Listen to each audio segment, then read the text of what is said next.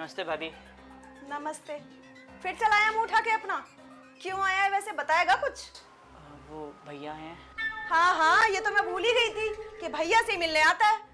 पैसे मांगने आया होगा। जब देखो तब भैया है करके चलाता है। और भैया को पागल बना बना के कितना लूट रखा है तूने उन्हें। अरे तेरे को शर्म वरम नहीं आती क्या? जब देखो तब मुंह उठा के चलाता है पैसे मांगने। हाँ नहीं तो। अरे क्या होगा इशिका, इतना शोर क्यों मचा रही हो? शोर ना मचाऊं तो क्या करूं? देखो कौन आया है। फिर पैसे चाहिए होंगे इसे। इशिका तुम साइड में आओ, मैं बात करता हूँ ना। लो। क्या बात है राहुल, कैसे आना हुआ? अरे आना कैसे होगा, पता नहीं है क्या? हमेशा की तरह पैसे मांगने आया होगा, वही करने आता है। इशिका तुम कैसे बात कर रही हो? रुक जाओ, बात कर रहा हूँ ना मैं। बताओ राहुल, क्या हुआ? भैया वो मेरे स्कूल कंप्लीट हो गया है ना, तो मैं सोच रहा था कॉलेज में एडमिशन ले लूँ। और आपको तो पता है कि पापा की जॉब है नहीं, तो मुझे कुछ पैसे चाहिए थे। अरे इतनी सी बात, तो इतना शर्मा क्यों रहा है? मैं देता हूँ ना पैसे। कितने पैसे चाहिए? 10,000। बस 10,000? अरे 10 क्यों, 50 मांग लेता या ये बोल देता भैया अपनी किडनी निकाल के दे दो। ये तुम्हारे प्यारे से भैया तुम्हें अपनी किडनी तक दे देते। अरे घर भी बेच देंगे तुम्हारे लिए। तो पता नहीं क्या समझ के जब देखो तो पैसे मांगने चलाता है। खैर मैं बता रही हूँ तुमको, ये लूट खाएगा। इशिका तुम्हें समझ नहीं आ रहा क्या? मैं बोल रहा हूँ ना, 2 मिनट चुप रहो, मैं बात कर रहा हूँ। अरे तुम कैसे बात कर रही हो? कैसे क्या कर रही हो? मुझे ही चुप करते रहते हो जब देखो तब। चुप करो और मुझे बात करने दो। कर लो।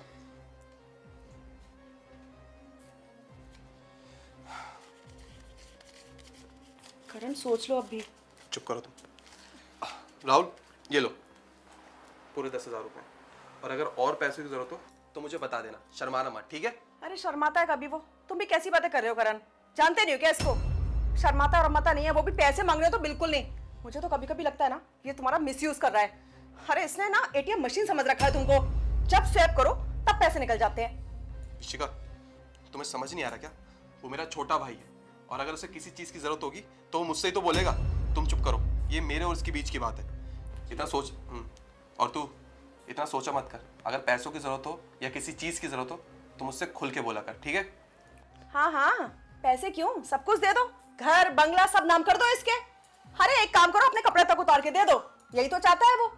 तुम्हें पता नहीं कितनी जल्दी जल्दी पैसे मांगने आता है। करण तुम्हारे समझ में कब आएगा? यार हम बाद में बात करेंगे, 2 मिनट चुप रहो बस। राहुल काम हो गया ना, एक काम कर तू जा, तेरे को पता है तेरी भाभी कैसी है। थैंक यू भैया। भाभी नमस्ते।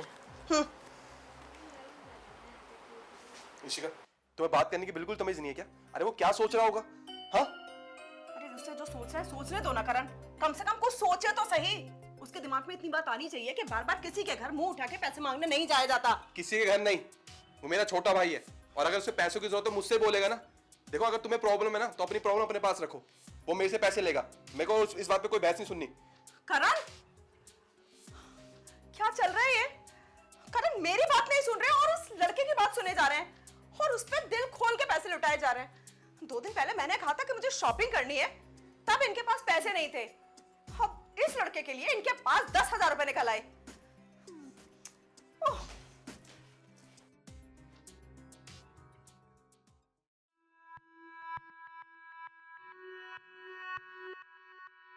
भैया नमस्ते। नमस्ते, कैसा है ना राहुल? भैया वो एडमिशन तो हो गया था, लेकिन आपको पता है ना और भी घर से बहुत होते हैं, लाइक कॉलेज की फ़ीस, और वो आपको पता है गेम्स से मैंने ज्वाइन किए हुए हैं, और फिर वो 15 किलोमीटर घर दूर है, तो फिर ट्रांसपोर्ट का।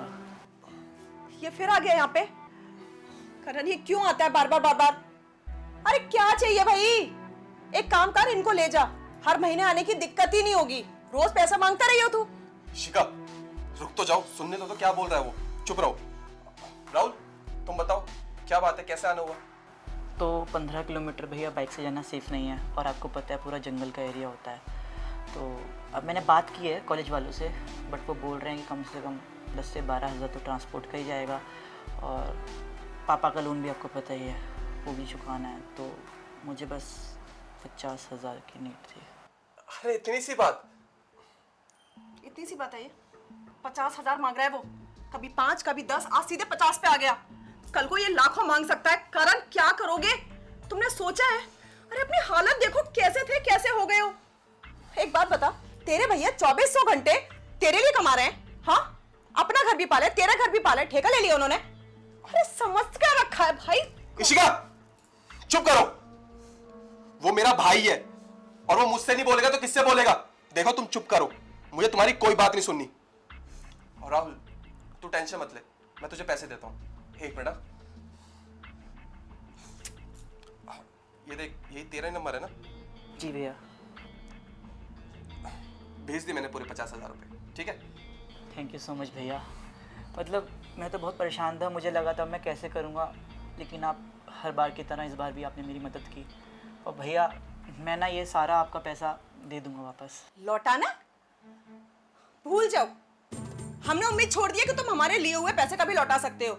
और ये जोड़े हाथ, इस घर के दरवाजे हमेशा के लिए तुम्हारे लिए बंद। भूल जाओ कि यहाँ एक भाई रहता है तुम्हारा। भाड़ में जाओ हमारी तरफ से तुम। इशिका, तुम मैं जब बात करता हूँ ना तो चुप खड़ी रहा करो। करण, चुप। राहुल, तू जा यहाँ से। तुझे पता है ना तेरी भाभी कैसी है, तू जा। और हाँ, किसी और चीज की जरूरत हो मुझे बता दियो। अरे शर्माया मत कर, खुल के बोला कर, ठीक है? चल। ठीक है भैया। क्या झांक रहे हो? अब घर तक छोड़ के आओगे क्या उसे? इशिका, मुझे एक बात बताओ, तुम्हें बात करने की बिल्कुल भी तमीज नहीं? अरे ऐसे कोई किसी से बात करता है क्या? देखो, तुम्हारा बात करने का तरीका ना बहुत गलत है। और सुनो मेरी बात, वो मेरा छोटा भाई है और वो मुझसे नहीं बोलेगा तो किससे बोलेगा? तुम्हें पता है, अनुज ना मेरा सबसे अच्छा दोस्त था और राहुल उसका छोटा भाई है। जब से अनुज गया है ना, मैं तो बहुत ज्यादा परेशान। जब मैं इतना परेशान हूं तो राहुल कितना परेशान होगा? देखो, वो मुझे अनुज जैसा ही मानता है और राहुल कहीं ना कहीं मेरी रिस्पॉन्सिबिलिटी है और वो रिस्पॉन्सिबिलिटी मुझे निभानी है। करण, एक रिस्पॉन्सिबिलिटी तुम्हारी इधर भी है, जिस तरफ से तुमने बिल्कुल मुंह फेर रखा है। तुम जानते हो ना अच्छे से कि ये घर किराए पे है। हमारा खुद का घर गिरवी पड़ा है और तुम्हारी जॉब, वो भी तो खतरे में आ रखी है ना। हमारे पास जितनी सेविंग थी सब खत्म हो चुकी है। मैं सब कुछ कर लूंगा, सेविंग भी कर लूंगा, घर भी बचा लूंगा, सब कुछ कर लूंगा, पर तुम्हारे ये ताने ना, ये ताने नहीं झेले जाते मेरे से, समझ गई? और मुझसे तुम्हारा ये उतरा हुआ चेहरा नहीं देखा जाता।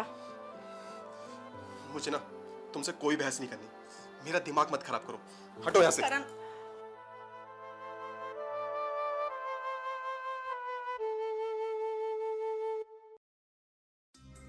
करण, कब तक चुप बैठे रहोगे?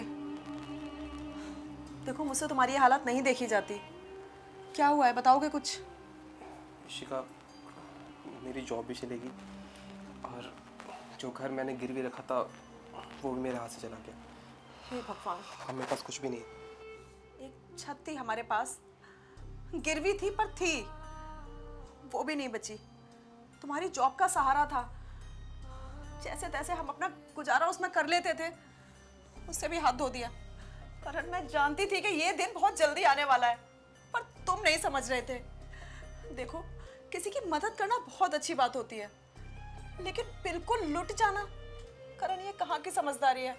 मैं तुम्हें सिर्फ इसीलिए रोकती थी, पर तुम होगे ना, बात नहीं मानते थे मेरी। इशिका, मैंने जो किया बहुत सोच समझ के किया, तुम मुझे गलत समझ रही हो। मैं आज भी तुम्हें गलत समझ रही हूँ करण, आज तुम मुझे गलत समझ रहे हो। मैं तुमसे लड़ती थी हमारे लिए। हमारी शादी हो गई है, लेकिन आगे हमारा फ्यूचर भी बढ़ेगा ना, बच्चे होंगे, कहाँ रहेंगे हम? सोचा है कभी इन सब चीजों के बारे में?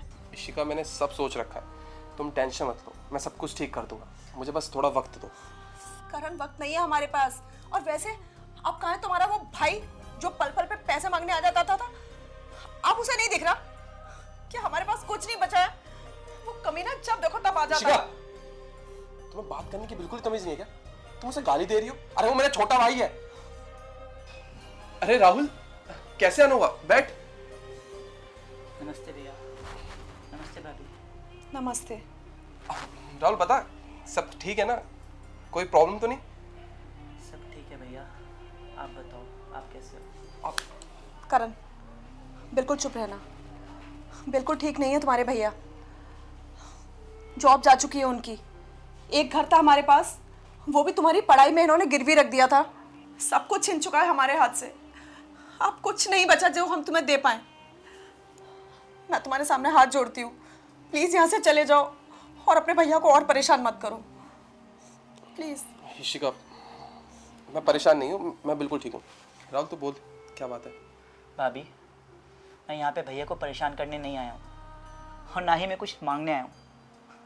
मैं तो आप लोगों को ये बताना चाहता था, आपको पता है आपने जो पैसे दिए थे ना, उससे मैंने दिन रात मेहनत करी और मेरी जॉब लग गई। अरे कॉन्ग्रेचुलेशंस यार, मुबारक हो। लेकिन दुख इस बात का है भैया, आपने मुझे अपना भाई माना ही नहीं। राहुल, ये कैसी बात कर रहा है तू? तू पागल है क्या? भैया मैं सही बोल रहा हूँ, आपने अपना घर गिरवी रखा और वो भी मुझसे छुपा के, मुझे एक बार बताया भी नहीं। अरे राहुल, तू गलत समझ रहा है, ऐसा कुछ भी नहीं है। तू मेरा छोटा भाई है और यार वो क्या है ना, तू अपनी पढ़ाई में बहुत ज़्यादा बिजी था।